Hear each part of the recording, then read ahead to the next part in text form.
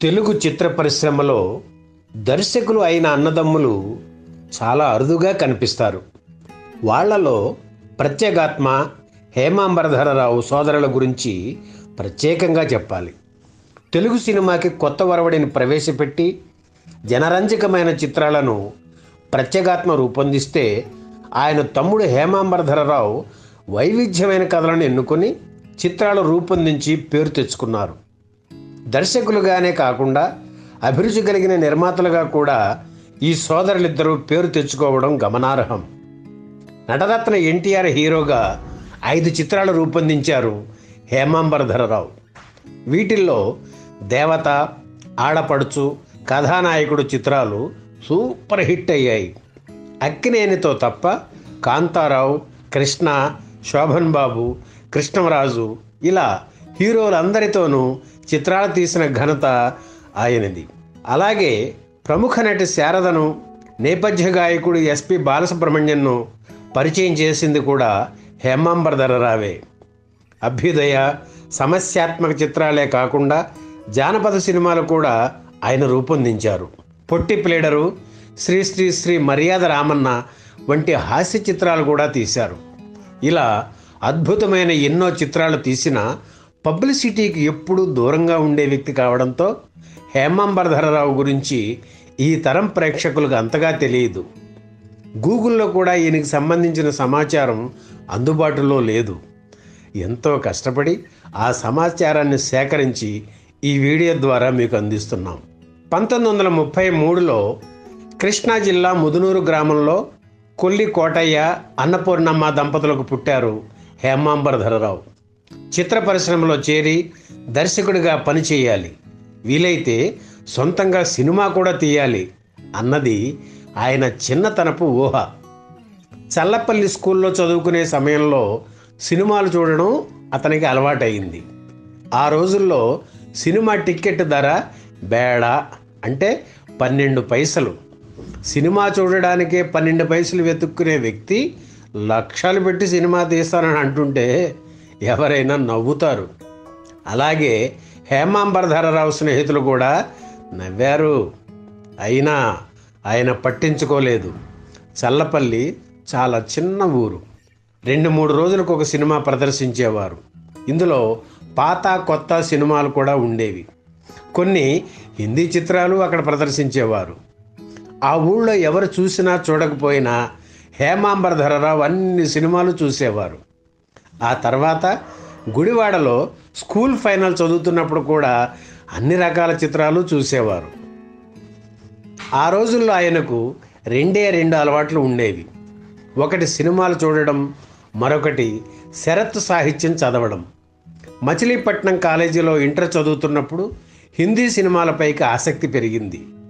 హేమాంబరధరరావు అన్నయ్య ప్రత్యేగాత్మ అప్పటికే మద్రాసులో ఉంటూ జ్వాలా పత్రికలో పనిచేస్తున్నారు. ప్రముఖ దర్శకుడు తాతినేని ప్రకాశ్రావు, ప్రత్యేగాత్మ మంచి స్నేహితులు. హేమాంబరధరరావు గురించి విని తన చెల్లెల్నిచ్చి వివాహం చేశారు ప్రకాశ్రావు. ఈ బంధుత్వంతో చిత్ర పరిశ్రమకు దగ్గరయ్యారు హేమాంబరధరరావు. ఎన్టీఆర్ సొంత చిత్రం పిచ్చి పుల్లయ్య చిత్రానికి ప్రకాశ్రావు దర్శకత్వం వహిస్తే ఆయన దగ్గర అసిస్టెంట్గా చేరారు హేమాంబరధరరావు. ఆ తర్వాత దర్శకుడు రజనీకాంత్ దగ్గర చేరి 8 ఏళ్లు పనిచేశారు. చిత్ర నిర్మాణం అంటే అవగాహన ఏర్పడడంతో తనే సొంతంగా సినిమా తీయాలనే నిర్ణయానికి వచ్చారు హేమాంబరధరరావు. కొంతమంది మిత్రుల సహకారంతో 1960లో రఘురామ్ ఫిలిమ్స్ సంస్థను నెలకొల్పి తండ్రులు కొడుకులు చిత్రం తీశారు. 1961 డిసెంబర్ 1న విడుదలైన ఈ చిత్రంలో చలం హీరో, గుమ్మడి ఆయనకు తండ్రిగా నటించారు. కృష్ణకుమారి హీరోయిన్గా నటించిన ఈ చిత్రంతోనే నటి శారద చిత్ర పరిశ్రమకు పరిచయం అయ్యారు. చాలా తక్కువ బడ్జెట్తో తయారైన తండ్రి కొడుకులు చిత్రం పెద్ద హిట్ కాలేదు, కానీ నిరుత్సాహపరచలేదు. హేమాంబరధరరావు 2వ చిత్రం కలవారి కోడలు. ఎన్టీఆర్ హీరో, కృష్ణకుమారి, రమణారెడ్డి, చలం, పద్మనాభం, ప్రభాకర రెడ్డి, సూర్యకాంతం వంటి ప్రముఖ తారలు ఇందులో ఉన్న తక్కువ బడ్జెట్తోనే తీశారు హేమాంబరధరరావు. సినిమాకు మంచి టాక్ వచ్చిన వసూళ్లు లేవు. కలవారి కోడలు విడుదలయ్యే సమయానికి ఏఎన్ఆర్ నటించిన మూగ మనసుల చిత్రం బాక్స్ ఆఫీసును దున్నేస్తోంది. దాని ప్రభావం ఈ సినిమా మీద పడి పెద్దగా ఆడలేదు. ఆయన దర్శకత్వం వహించిన 3వ చిత్రం దేవత. నటుడు పద్మనాభన్ నిర్మించిన ఈ చిత్రంలో ఎన్టీఆర్, సావిత్రి జంటగా నటించారు. ఈ సినిమాలో సావిత్రి ద్విపాత్ర అభినయం చేశారు. ఫ్యామిలీ సెంటిమెంట్, కామెడీ అంశాలతో పాటు మంచి పాటలు ఉండడం ఈ సినిమాకు ప్లస్ అయింది. దేవత పెద్ద హిట్ కావడంతో హేమాంబరధరరావు అందరి దృష్టిని ఆకర్షించారు. దేవత చిత్రం తర్వాత ఆలయ ఫిలిమ్స్ సంస్థ నిర్మించిన వీలునామా చిత్రానికి హేమాంబరధరరావు దర్శకత్వం వహించారు. తెలుగులో తొలి అపరాధ పరిశోధక చిత్రం ఇదేనని 1965 సెప్టెంబర్ 17న విడుదలైన ఈ చిత్రం ప్రకటనల్లో నిర్మాతలు పేర్కొన్నారు. జగ్గయ్య, కృష్ణకుమారి జంటగా నటించిన ఈ చిత్రం ప్రేక్షకుల్ని ఆకట్టుకుంది. హేమాంబరధరరావు ఎక్కువగా లో బడ్జెట్లో సినిమాలు తీసేవారు. చిత్ర నిర్మాణం ఎంత పొదుపుగా, ఎంత తక్కువ ఖర్చుతో తీయవచ్చో ఆయనకు బాగా తెలుసు. తనకు కథ నచ్చితే చాలు, ఇతరులకు నచ్చకపోయినా మొండి ధైర్యంతో ముందుకు సాగేవారు. దీనికి చక్కని ఉదాహరణ కథానాయకుడు చిత్రం. నీతి నిజాయితీ కలిగిన యువకుడి కథ ఇది. ఎక్కడ ఎవరికి అన్యాయం జరిగినా సహించలేని మనస్తత్వం. అతని చుట్టూ ఉన్న సమాజానికి సంబంధించిన కథలో పార్టీ ప్రస్తావన లేకుండా ఆ ఊరి పెద్ద మనుషుల మీద అవిశ్వాస తీర్మానం ప్రవేశపెట్టి ఆ యువకుడిని తమ నాయకుడిగా ఎన్నుకుంటారు. పదవుల్లో ఉండేవారికి బుద్ధి చెబుతారు. ఇది కథానాయకుడు చిత్ర కథ. అయితే ఇది ఎవరికి నచ్చలేదు. బాగానే ఉంది కానీ అని కూడా అనలేదు. ఎందుకంటే అప్పుడొస్తున్న చిత్రాలకు భిన్నంగా ఈ చిత్రకథ ఉండడమే. ఆదర్శాలు, నీతులు, సందేశాలు కలిగిన ఈ కథతో సినిమా తీస్తే ప్రయోజనం ఏమిటి అన్నారు. కానీ ఎన్టీఆర్ ఈ కథను నమ్మారు. దాంతో ధైర్యంగా ఆ సినిమా తీసి తన సత్తా ఏమిటో నిరూపించుకున్నారు హేమాంబరధరరావు. ఎన్టీఆర్తో ఆయన నిర్మించిన ఆడపడుచు చిత్రం విషయంలోనూ అలాగే జరిగింది. బలరాజు సహాని నటించిన చోటీ బెహెన్ చిత్రం హేమాంబరధరరావుకు బాగా నచ్చింది. అది ఎన్టీఆర్తో తీస్తే బాగుంటుందని అనుకున్నారు.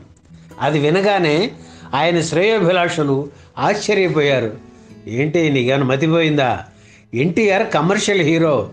హిందీలో బలరాజ్ సహాని వంటి క్యారెక్టర్ ఆర్టిస్ట్ చేసిన పాత్రను ఎన్టీఆర్తో చేయిస్తావా? రామారావు ఒప్పుకుంటాడా అని ఆయన్ని నిరుత్సాహపరిచారు. ఆసక్తికరమైన విషయం ఏమిటంటే ఎన్టీఆర్ ఈ పాత్ర చేయడానికి మోజు చూపించడం. దాంతో ధైర్యంగా ఆ హిందీ చిత్రాన్ని ఆడపడుచు పేరుతో తెలుగులో తీసి హిట్ కొట్టారు హేమాంబరధరరావు. ఇందులో ఎన్టీఆర్కు తమ్ముడిగా శోభన్ బాబు, చెల్లెలుగా చంద్రకళ నటించారు. 1968లో కత్తివీరుడు కాంతారావుతో దేవకన్య చిత్రం నిర్మించారు హేమాంబరధరరావు. ఇందులో కాంచన హీరోయిన్, రాజనాల విలన్. ఈ సినిమా ప్రారంభించే సమయానికే జానపద చిత్రాలకు మంచి ఆదరణ ఉండేది. కానీ అనివార్య కారణాల వల్ల చిత్ర నిర్మాణంలో జాప్యం జరిగి విడుదలయ్యే సమయానికి జానపద చిత్రాలకు క్రేజ్ తగ్గిపోయింది. కౌబాయ్, జేమ్స్ బాండ్ తరహా చిత్రాలకు గిరాకీ పెరిగింది. దేవకన్య చిత్రంలో ఎలాంటి లోపం లేదు. మంచి కథ, పాటలు కూడా ఉన్నాయి. కానీ అవి ప్రేక్షకులకు అంతగా నచ్చలేదు. ఎన్టీఆర్ హీరోగా 5 చిత్రాలు రూపొందించారు హేమాంబరధరరావు. ఇందులో 3 చిత్రాలు హిట్స్. అదృష్ట జాతకుడు చిత్రం మాత్రం అంతగా ఆడలేదు.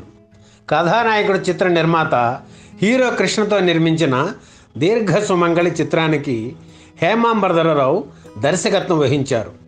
యాక్షన్ పాత్రలకు, క్రైమ్ చిత్రాలకు కొంతకాలం దూరంగా ఉండాలని నిర్ణయించుకొని సాంఘిక చిత్రాలకు పరిమితమై హీరో కృష్ణ 1974లో నటించిన చిత్రం దీర్ఘ సుమంగళి. జమున హీరోయిన్గా నటించిన ఈ చిత్రం పెద్దగా ఆడలేదు. రెబల్ స్టార్ కృష్ణంరాజు హీరోగా 3 చిత్రాలు నిర్మించారు హేమాంబరధరరావు. పరివర్తన, ఇంటి దొంగలు, వింత దంపతులు. ఈ 3 చిత్రాల్లో కృష్ణంరాజు, జమున కలిసి నటించడం విశేషం. హేమాంబరధరరావు అజాతశత్రువు, సహృదయుడు.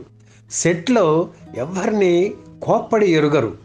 ఒకసారి నటుడు నాగభూషణం ఓ సినిమా షూటింగ్కు 2 గంటలు లేటుగా వచ్చారు. అయినా హేమాంబరధరరావు ఏమీ అనలేదు. ఇదేమిటి సార్, ఇంత ఆలస్యంగా వచ్చాను, నన్ను ఏమి అనకుండా రండి అని ఆహ్వానిస్తారేంటి? అబ్బే, మీరు డైరెక్టర్గా తగరు, డైరెక్షన్ మానేయండి సార్ అని నాగభూషణం అంటే పక్కపక్క నవ్వేశారు హేమాంబరధరరావు. షూటింగ్ పూర్తి చేసుకొని తను డైరెక్టర్ని కనుక ముందే వెళ్ళాలని ఆయన అనుకునేవారు కాదు. అందరినీ పంపించి తను చివరిలో వెళ్ళేవారు. అసిస్టెంట్స్ మీద ఆధారపడకుండా అన్నీ తనే చూసుకునేవారు. నేను ఒకప్పుడు అసిస్టెంట్నే కదా అనేవారు.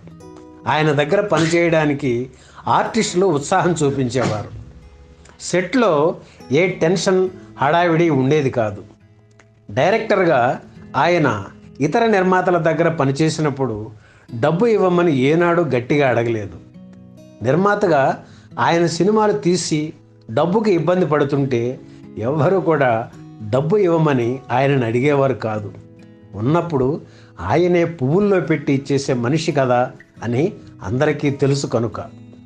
ఇంత నిజాయితీ కలిగిన వాళ్ళు చిత్ర పరిశ్రమలో అరుదు. ఇంత ఖచ్చితంగా ఉన్నవాళ్ళు సినిమా ఫీల్డ్కి పనికిరారు అని కొంతమంది అనేవారు. అలాగే ఆయనకు అంత టాలెంట్ ఉండి కూడా తర్వాత పనికిరాకుండా పోయారు. ఎవరికి అక్కర్లేకుండానే వెళ్ళిపోయారు. మనిషి బక్కపలచగా ఉండేవారు. సిగరెట్లు ఎక్కువగా కాల్చేవారు. ఒకసారి సెట్లో కాస్త ఆయాసపడ్డారు. మెడికల్ చెకప్ చేయిస్తే హార్ట్ ఎన్లార్జ్ అయిందన్నారు. ఆ ఎఫెక్టు ఊపిరితిత్తుల మీద పడింది.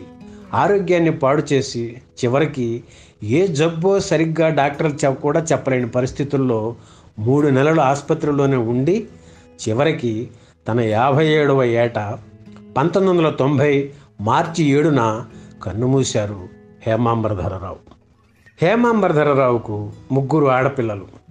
అమెరికాలో ఒకరు, కెనడాలో ఒకరు, విజయవాడలో మరొకరు స్థిరపడ్డారు. ఈ వీడియో మీకు నచ్చితే లైక్ చేయండి, షేర్ చేయండి, వెంటనే సబ్స్క్రైబ్ కూడా చేయండి.